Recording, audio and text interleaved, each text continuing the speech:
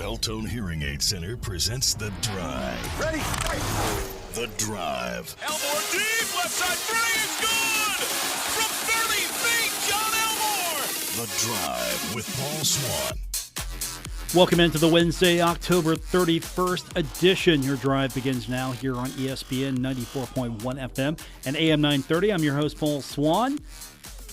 We've got college football rankings to talk about. We'll take your phone calls as we're also getting in closer to Marshall taking on Southern Miss. Coming up later on the program as well.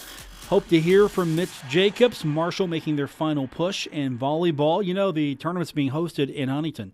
So, big reason to get behind the herd and support them. Hope that they can make the tournament. So we've got all that and your phone calls at 877-420-TALK. That's 877-420-8255. So like many of you, I'm sure, last night got home and decided I'm going to watch the college football playoff ranking show. 1 hour of trying to make the rankings seem like a big deal. So much pageantry going on, and of course, once you reveal the rankings, that's all you need, right? Because the speculation doesn't mean anything week one, right? Doesn't mean anything? Yeah, maybe it does. Of course, we're going to do that ourselves. So it does mean something. And these are going to change. I'll go from bottom to top. Now, Virginia came in at number 25. Iowa State was 24th. Then you had Fresno State coming in at 23rd.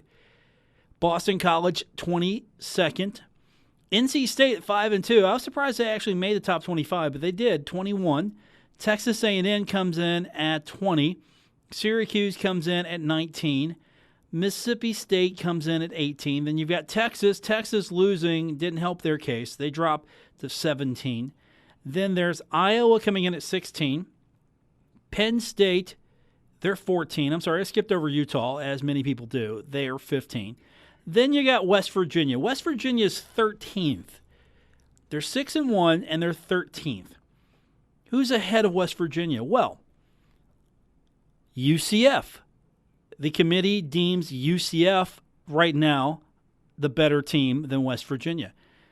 Florida at 6-2 comes in above 13th ranked West Virginia. They're 11. Ohio State at 7-1. They're 10. Kentucky at 9 at 7-1. Washington State came in at 8 with their 7-1 record. Oklahoma 7-1, and they're number 7. Then there's Georgia at 6. Michigan is at 5. Notre Dame is at 4. They're undefeated at 8-0.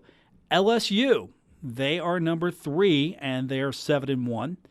Clemson comes in with their 8-0 record, number 2. And then there's Alabama right there, number 1. 8-0. Alabama, Clemson. I think those two are the locks to get in. I think Clemson's probably the most locked. I don't think there's going to be anything stopping them from getting in. Alabama, on the other hand, Alabama might have a test or two remaining. It's fair to say, right? I think it's fair to say because Alabama plays in what is regarded to be the toughest conference in college football. I think that's completely fair to say. They're in the SEC. So even though Alabama's been running the SEC for a long time, I mean just owning it as of late, they've got a test in front of them. Why? Because, well, they're going to have to face off against LSU. So we're going to see LSU and Alabama. Alabama wins, they're staying at 1. If LSU wins, you got to move them up. But then where does Alabama go? And we have seen a couple of times where if you don't win your division, you don't get to your championship game, you can still get in as one of the best teams in college football because the whole point of this is, according to the committee, put the 4 best teams in the playoff. That's what they're looking for. So they put Notre Dame at number 4, and I thought that was fair. They cited a few things about LSU, their schedule. You look at LSU's schedule. What makes them the number 3 team? Well, they've beaten everybody except number 22, Florida. And Florida comes in at 11. Florida's got a 6-2 record. They come in at 11. So that's not a terrible loss as far as the committee was concerned. And it was early on, a few weeks ago. So now LSU's got an opportunity to prove themselves against Alabama. And then the rest of the way, it's Arkansas, poor Rice, and then Texas A&M. That's your regular schedule. Now, Alabama, you look at what they've got to go through. Alabama, I still think they're probably the second lock team. Clemson's the definite. Even though they're number 2, they're the definite. But Alabama still has to go through Mississippi State, the Citadel, poor Bulldogs. And then they got to face off against underperforming Auburn. And then after that, if they've beaten LSU, they're going to, of course, play for an SEC championship. So Alabama is probably the second lock team here. But LSU's got something to say about that. Notre Dame, on the other hand, I don't see anything stopping Notre Dame. Notre Dame, if they don't get in, they have shot themselves in the foot. What's left on Notre Dame's schedule? Now, Notre Dame's going to run the table. But Notre Dame has Northwestern. All of a sudden, if you're Michigan, if you are Ohio State, you're kind of like, yeah, let's pull for Northwestern.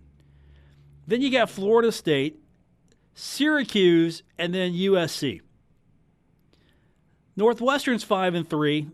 They'll be a tough test, I'm sure, but I think Notre Dame wins that. Florida State, I think Notre Dame wins that. Syracuse, I'll give the nod to Notre Dame there. And then USC, I'm going to give the nod to as well. They're at USC, they're at Northwestern, home against Florida State and Syracuse. Outside looking in, Michigan, Georgia. Let's not forget Michigan, because Michigan's in a situation where they're probably waiting. Again, these are the initial rankings right now. Schedule's not complete. Michigan's sitting at 7-1. How does Michigan improve their resume? They're 5 already. They beat Penn State. Then they got Rutgers. They've got Indiana. Don't sleep on Indiana. And then they've got Ohio State. If Michigan, if this is their year, because they already beat Sparty, and now if they beat Penn State, they've got smooth sailing, they think, until Ohio State, or at least I think. They beat Ohio State, then do you slot them in one of those 4? Because at that point, LSU or Alabama, after their game, somebody's going to have a loss. If it's LSU, they're out of the top 4. If they lose to Alabama, as good as you think they are, I think you have to slot them a couple of spots. Then you've got Alabama, Clemson, and I don't think Clemson's going anywhere. They're in. It's not definitive just yet, but Clemson's in. Clemson's getting in. I mean, look what's left on their schedule. In the regular season, they have to contend with Louisville, Boston College, Duke, and South Carolina. That's their schedule right there. I think they're getting in. I don't see any problem whatsoever coming out of the ACC if you're Clemson. So Clemson's in. Alabama has to be a lock until otherwise proven not. LSU's probably going to be the one out. And then that leaves Notre Dame. Notre Dame runs the table, and then you're looking at Michigan. Michigan's probably going to slide in. Now, you could probably make the case for Georgia, but again, Georgia's got to play their way in. And does Georgia get in if they go up against an Alabama team and win that? Then you got to look at this and go, okay, they're in, right? They've won the SEC. Not so fast. Because, again, we've seen situations before where that's not been the case. But you would hope you look at the conference championship and say, all right, this is how it's going to be. But then who gets bumped? Because you've got to look at it from this point of view. Big Ten champ is sitting right there, and if Michigan runs the table, Notre Dame runs the table, then you're looking at probably Notre Dame. I think so. I think you're looking at Notre Dame, if they run the table. Michigan runs the table the rest of the way. I think they've got to get in. And then that leaves Clemson. They're going to run the table. Clemson's in. And then Alabama, if Alabama runs the table, no problem. No confusion, no chaos.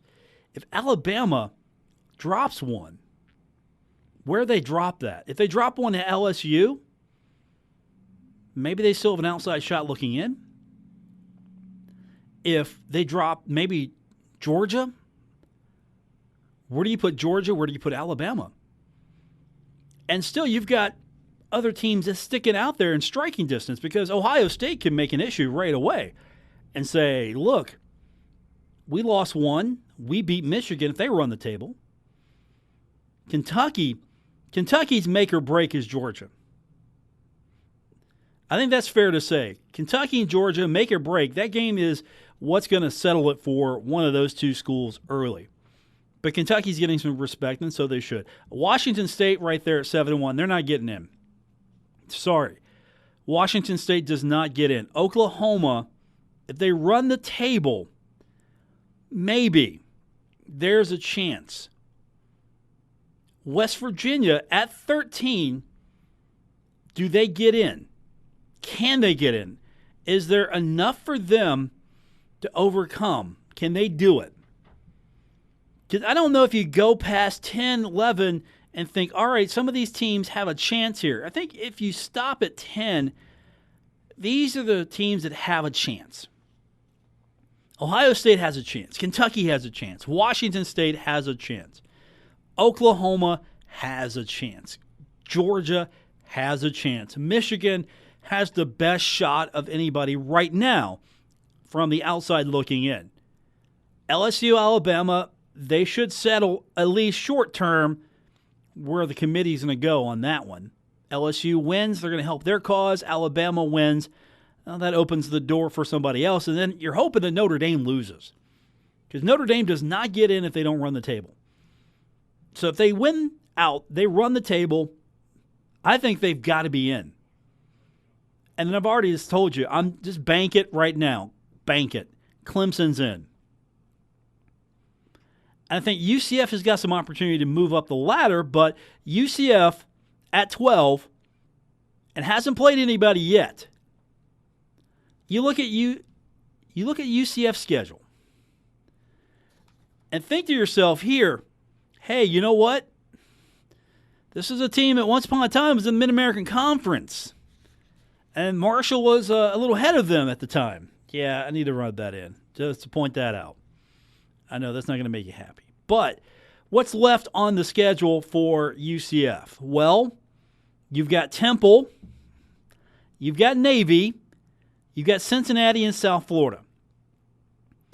Cincinnati and South Florida are pretty good. And so I think those are going to be the two games that help the resume for UCF. Navy's just a name. Navy, they're 2-6. That's a name. Temple, we're not talking basketball here. So where does UCF gain ground? Well, beating Cincinnati and South Florida, but that's not going to be enough. They're going to rise up. They're going to, even though the committee's not giving them credit, they're going to rise up again. But the committee's maybe based on this year, I think there's a little kick in from last year as well. Still, you can't look at what UCF has done and think, they don't deserve a shot. They go undefeated. They're going to get an Access Bowl. They're pretty much the Access Bowl participant until otherwise told no. But UCF is going to be up there, but not getting in. So just cross them off right now. Florida does not get in. Cross them off. Ohio State. From Ohio State on, everybody's got a chance here. Everyone's got a chance. West Virginia, I think, is on the outside looking in. They could probably help their resume, but I don't think the Big 12 resume is going to be good enough for the playoff, because you still got Alabama. You still got Clemson. You still got Notre Dame. You still got Michigan. You still got LSU. And can you honestly tell me that West Virginia gets in over Michigan? West Virginia gets in over Notre Dame. West Virginia gets in over LSU. West Virginia gets in over Clemson. West Virginia gets in over Alabama. Well, the answer to that is no. They do not. They do not. LSU and Alabama are going to sort a few things out for us, but Alabama is my lock for 1 or 2. Clemson's my other lock, and that leaves probably your Big Ten champion. I'm going to say Michigan. Ohio State's still in striking distance. Again, they've got ground to gain, and they can gain it quickly. So Notre Dame right now, you're hoping, if you're all these other schools, that they lose. You're just hoping they lose. Get them out of the way, get them out of the equation, but I don't think they're going to. And so they're going to get back in. It just comes down to, all right, does the Big Ten get in? Does the SEC have 2? Because Clemson's coming in. Clemson's getting in. The resume's too good right now. Alabama's just been destroying everybody. If they do the same to LSU, well, I think you're going to settle it. You're going to have SEC, ACC, Notre Dame if they hold on, and you're going to have Big Ten. 304-399-8255 is the local number. Toll free is 877-420-8255. We got more on the way. It's The Drive, ESPN 94.1 FM and AM 930. Now, back to The Drive with Paul Swann on ESPN 94.1 FM and AM 930. Welcome back to the Wednesday edition of The Drive. Happy Halloween. Safe trick-or-treat going on tonight for those of you listening to us live. Going to be at the Campbell County Courthouse 6 to 8. ESPN 94.1 FM and AM 930, a proud sponsor of that. So hope to see you down at Safe Trick-or-Treat tonight for those of you listening to us live. Thanks for listening. And of course, for those of you listening to us on the podcast, and don't forget, you can always subscribe on Apple Podcasts, Stitcher Radio. We're on TuneIn. You can find us on Spotify as well, or just go to our website at WRVC.com. We've been talking a lot about the first rankings, college football playoff.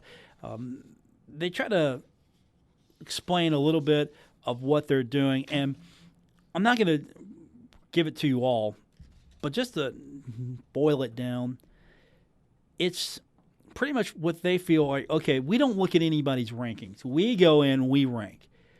AP, coaches poll, none of that's going to influence them, what they say. So throw those out. And then they look at, okay, we're going to rank them. And then we're going to look at the wins and losses based on our rankings.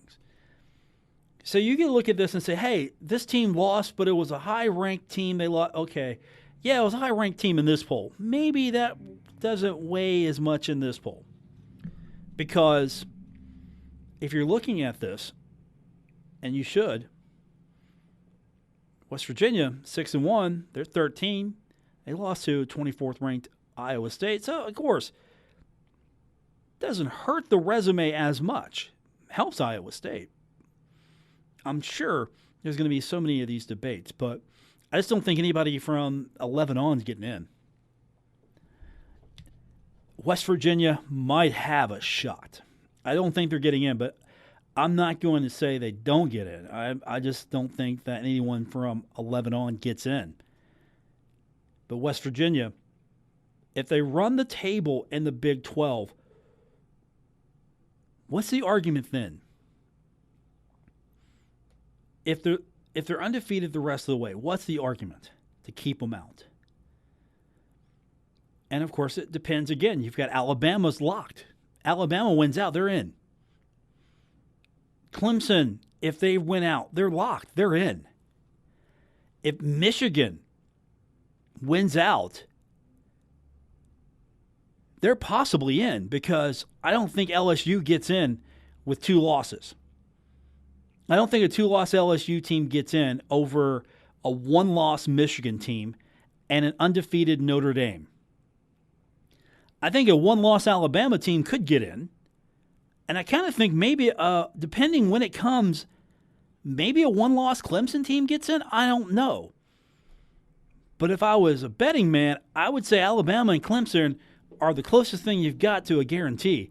With LSU right now trying to make sure that they make their case. How does LSU make their case? They go out and beat Alabama, then they make their case. Notre Dame wins out, they've made their case. Michigan wins out. There's 5 right there. There's 5 teams that have a legit argument. And, of course, if Alabama wins out, of course, that eliminates Georgia, Kentucky from this conversation. Again, Washington State does not get in. So it comes down to Michigan, Ohio State, possibly. I'm leaning towards Michigan. Oklahoma, what Oklahoma does the rest of the way. West Virginia, if they run the table in the Big 12 the rest of the way, they could say, look, we're the Big 12 champion. We've got as good a resume as anybody. Why don't we get in? So the arguments are there to be had. We'll talk more about this throughout the week. And, of course, it's just week one means nothing because after Saturday, you throw this thing out. You actually can throw this thing out now because it won't mean anything. They're going to throw it out. And you might have been ranked 6th in this week. You might get ranked 7th next week because, again, they're going to go ahead and re-rank you. They're not going to do the old, okay, you know what, they're 6, they won, team below them or lost, and team above them lost. Okay, we'll move them up. Not doing that. Which, in a way, I kind of like the fact they're resetting. They're just sitting down and going, okay, really what they're doing is just like, I think all this is practice. I don't think this means anything other than, all right, we're going to go in and we're just going to start working this every week. And this is what, if it happened today, here's what it looks like. If it happened now, it's not going to happen now, but if it happened now, here's what it looks like. Because at the end of the day, they're going to go into that final ranking and go, you know what? Hey, we re-rank them every week, and guess what? All those other times, it didn't, they mean something, but no. Basically, they're establishing a baseline for them. They're establishing themselves a baseline, so if you're on this ranking and you're playing somebody in this ranking, LSU, if Alabama beats LSU, hey, Alabama beat the number 3 team on the resume. Looks good there. It's resume building. All right, when we come back from break, I hope to hear from Mitch Jacobs. We're going to talk to him about Marshall Volleyball. If not, we'll open up the phone lines for you. We've got more on the way. It's The Drive, brought to you by Beltone Hearing Aid Center on ESPN 94.1 FM and AM 930. On ESPN 94.1 FM and AM 930. Welcome back to the October 31st edition. The Drive continues on ESPN 94.1 FM and AM 930. I'm your host, Paul Swann, and we want to welcome to the program now head coach of the Marshall Volleyball team, Mitch Jacobs. And I want to get Coach on because big push coming ahead. It's time to get the fans in the stands and help root this Herd team on. Hopefully, we're talking a berth into the tournament. That's the big deal here. We want to get into the tournament, Coach. So how can we help? What do we need to do? Yeah, well, we got to be perfect from here. We've just had our bumps and bruises, and being young. So we're fighting, but it's the league's really good this year, and so you got a lot of junior, senior orientated teams. But our kids are fighting hard. We play. Everybody we play from here is above us in the stands, in the standings. We've got to play our best. It'd be great. We've got some seniors that are playing in their last weekend at home. For people to come out, support them.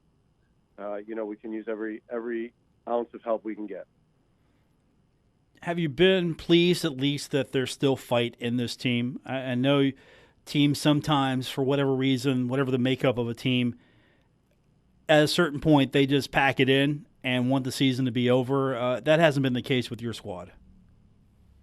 Well, we hope not. We just went on the road last week. We had a very tough road trip. Southern Miss and North Texas are two of the hardest places to play in. We fought really good. I thought both sets 1 and 2 in both gyms, we were alert. We played hard. We played better. Then we just played well. We just got beat. Both those teams are pretty loaded. So they're gonna, and I hate to say the fact that they're all going to be here. Those two will definitely be here. We play FIU and FAU this weekend. They'll definitely be here. We play Charlotte at Charlotte to finish off the conference year. Of course, we go to WVU this year in between there. All those teams will be here in the tournament. Really, if we can win out, and knock Charlotte off in the last one, that's our only shot. We can knock Charlotte out. If they only win one of their last three, meaning and we beat them, then we could possibly get that tiebreaker. Mitch Jacobs is joining us on the program, and it's an obvious question, but how important is it for your squad to be able to get past these next few games, get into that tournament, even though you're going to be the low seed? How important is it? I know it's an obvious question. It is. I mean, of course we'd want to be in the tournament, and it's, really terrible how the years, worked out where we're going to be hosting this year, and it's not one of our best teams. So, we had a young team that was, last year when a few kids decided to jump ship, and, you can say, hey, we might have had a lot more talent coming back, and it might have been a different year, but really it's just about the kids that are here, that are fighting, that are playing for us now, and that's all we got to care about. And it's really about the process now and growing them. I think this group wants to be here, likes being here. It hasn't been the season they'd hoped, but you keep trying to explain. I mean, there's a process to this, and when you're very young, which we are, you got to go through that process, and you got to learn how to win. You got to learn how to fight. You got to learn how to play hard enough, long enough. And I think these guys are learning that, but they're learning. It's a hard lesson to learn when you think you got the answers, and now you're realizing you didn't have the answers, and now they're listening even more.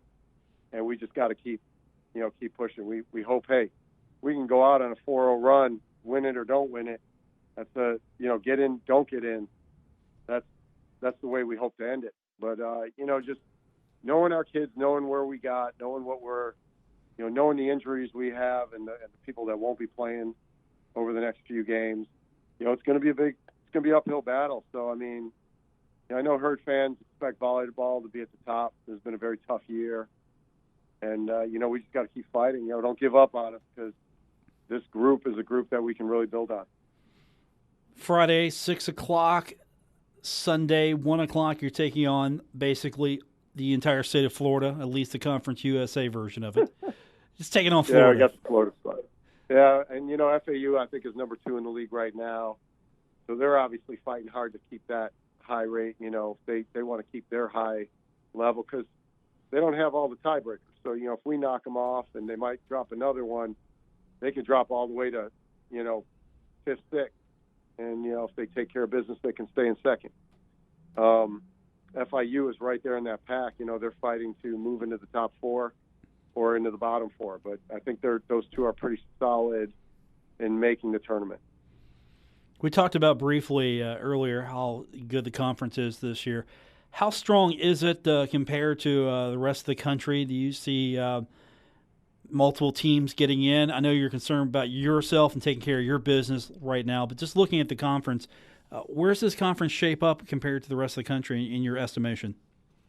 Yeah, well, honestly, if Rice wins out and wins the tournament, then we might be a one-bid league again. But UTSA has made a good run. FAU's made a really big push. Their RPIs have gotten a lot better, and it'll really matter how they match up in the tournament. Western Kentucky's got a good RPI. So really, if you end up, with Rice's RPI, they can withstand playing that 8th game.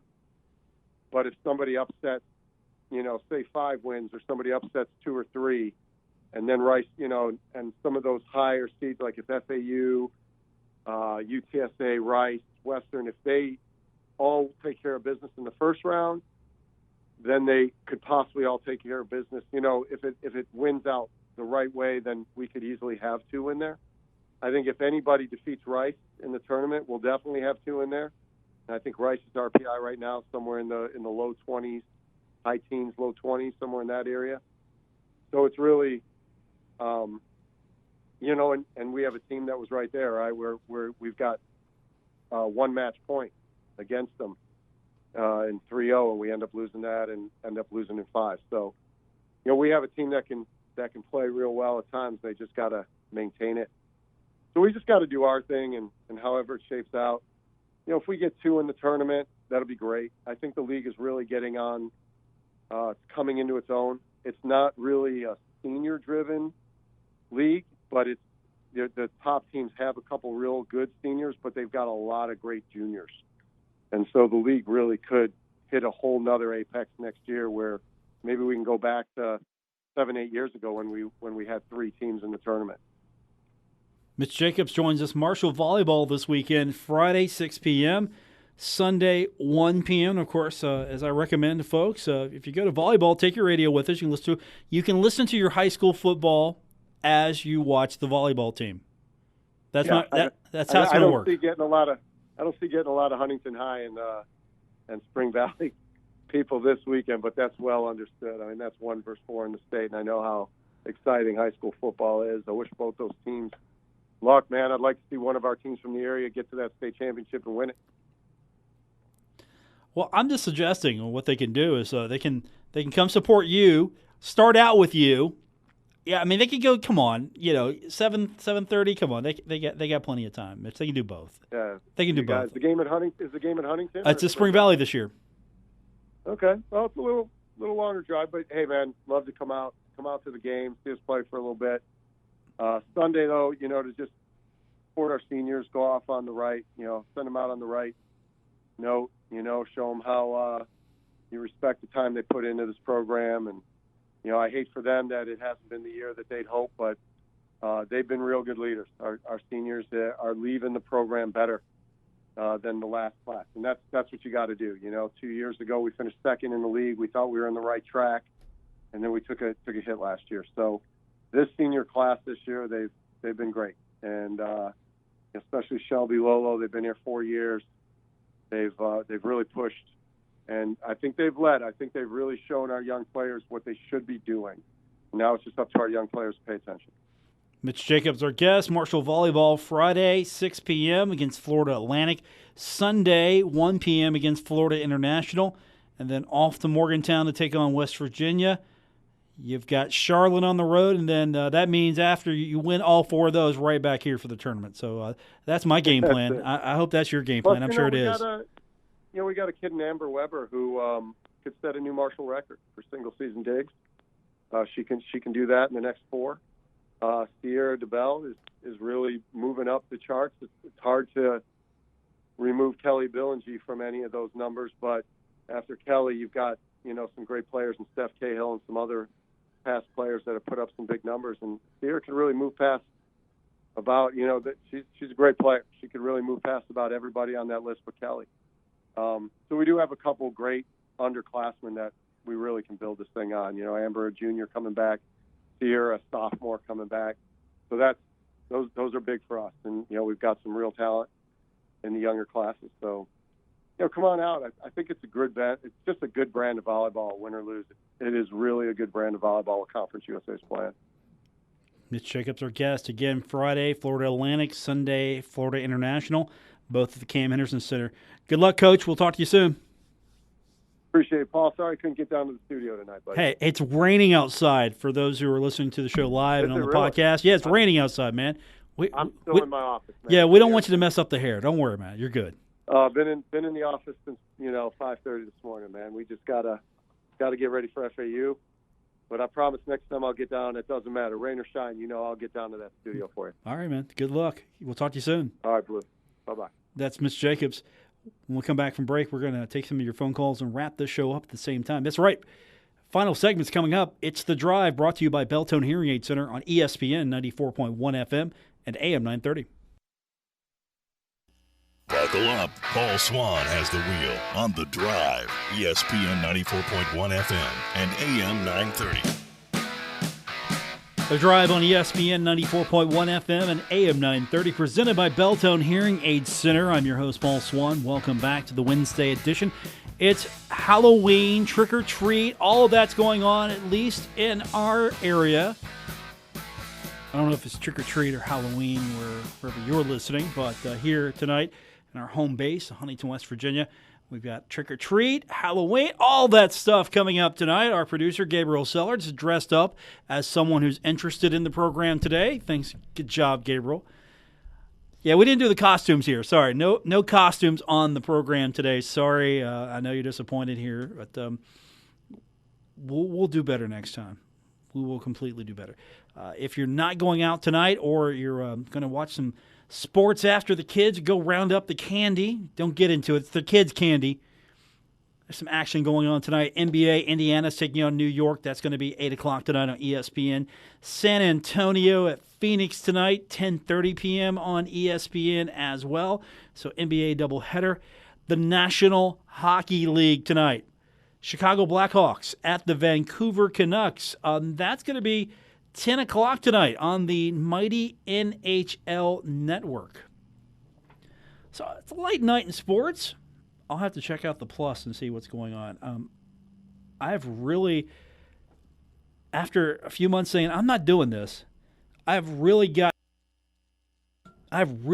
into the Plus. The Plus has been the gift that keeps on giving for me.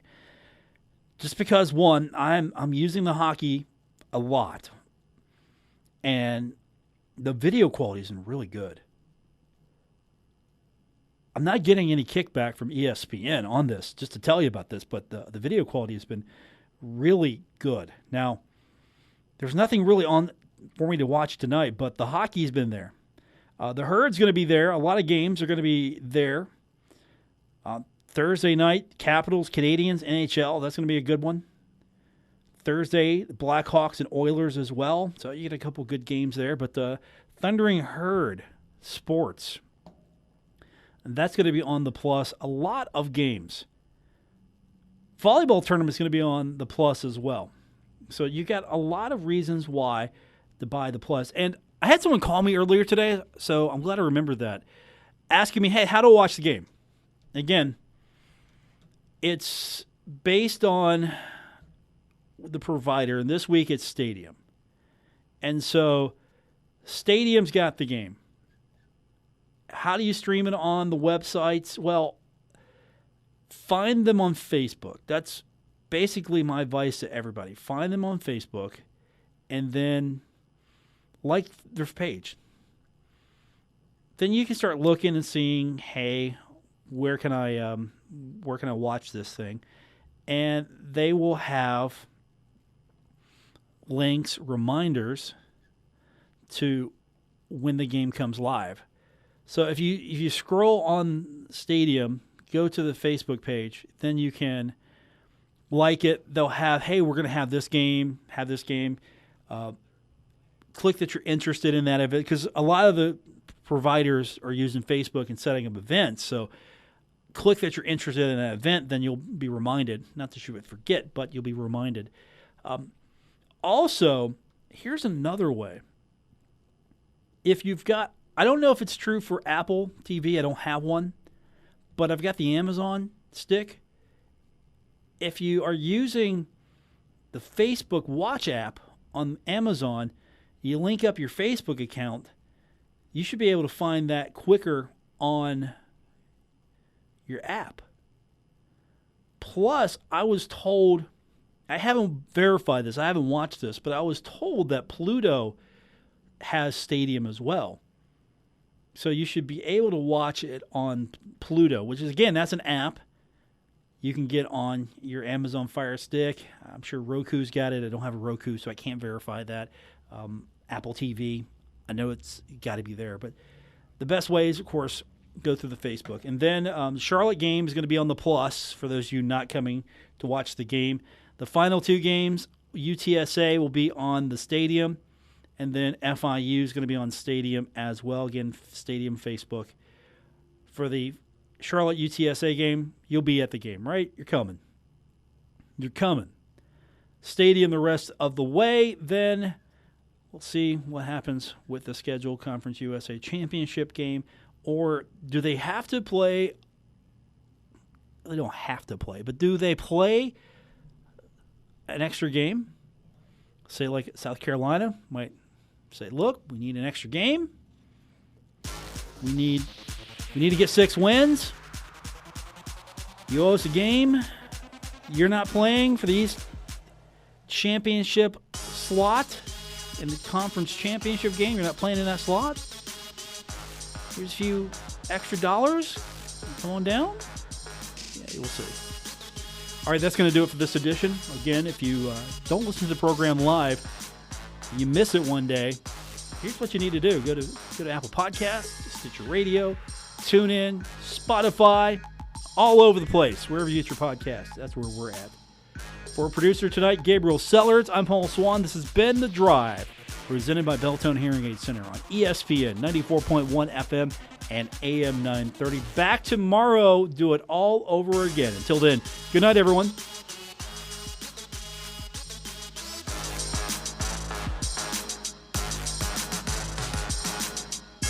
WRBC Huntington, W227BS Huntington, ESPN 94.1 FM and AM 930.